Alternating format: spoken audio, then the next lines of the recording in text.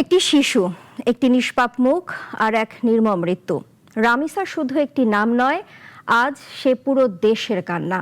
প্রশ্ন একটাই, শিশুরাও যদি নিরাপদ না হয় তাহলে আমরা কেমন সমাজে বাস করছি? এই হত্যাকাণ্ড নাড়িয়ে দিয়েছে বিবেক, ক্ষোভে ফুঁসছে পুরো দেশ।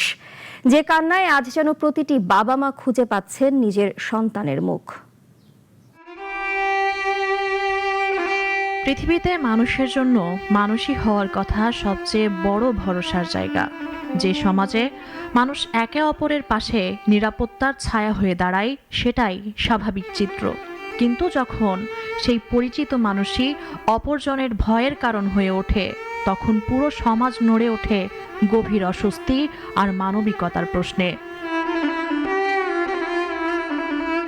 রামিসার মৃত্যু সেই অস্বস্তিকেই আরও ভারী করে তুলেছে। সমাজ এখন জর্জরিত নিরাপত্তার প্রশ্নে, মানবিকতার প্রশ্নে।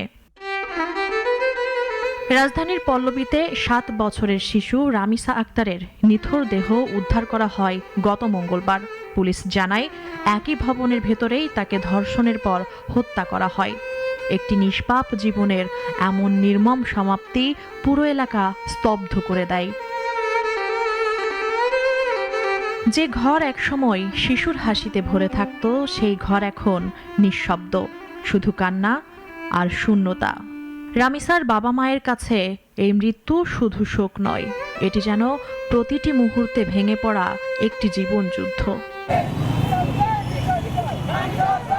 শিশু রামিসার মৃত্যুতে পুরো দেশ আজ এক অদ্ভুত ব্যথায় এক হয়ে গেছে। সামাজিক যোগাযোগ মাধ্যমে অনেকেই লিখেছেন, রামিসা আমারই সন্তান হতে পারত। এই বাক্যটাই যেন সারা দেশের বুকের ভেতরে জমে থাকা কষ্টের প্রতিধ্বনি। যে মা তার সন্তানকে হারিয়েছে, সে মা বুঝে তার বুকে জ্বালা কত। আমরা এই হত্যাকাণ্ডের তীব্র নিন্দা এবং প্রতিবাদ জানাচ্ছি। রামিসার বাবা যে বলে গেছে, আমরা বিচার চাই না, এই দেশে কোনো বিচারের উদাহরণ নাই। বাস্তবিক তাই, এটা এলিট বুর্জোয়াদের সমাজ, এটা আমার আপনার বাংলাদেশ না। সরকারের কাছে দাবি, 24 ঘন্টার ভিতরে আমরা রামিসার ধর্ষকের এবং যে হত্যাকারী একই জন, তার আমরা প্রকাশ্যে ফাঁসি চাই। এলাকাবাসী বলছে, এই ঘটনা কেবল অপরাধ নয়, এটি মানবতার ওপর আঘাত। দাবি দৃষ্টান্তমূলক শাস্তির। আমার মতন মেয়েদের যদি এরকম হয় তাহলে আমরা কোথায় থাকবো, আমরা কি করব? আজকে আমার এই কন্যা সন্তানের আগামী নিরাপত্তাকে রাখি। আসার পর থেকে একটা খুন হচ্ছে। কেন খুন হবে? কেন খুন হবে?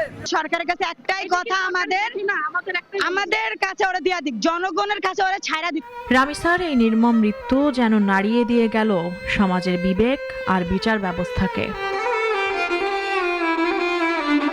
মুনিয়া চৌধুরী, নাগরিক, ঢাকা।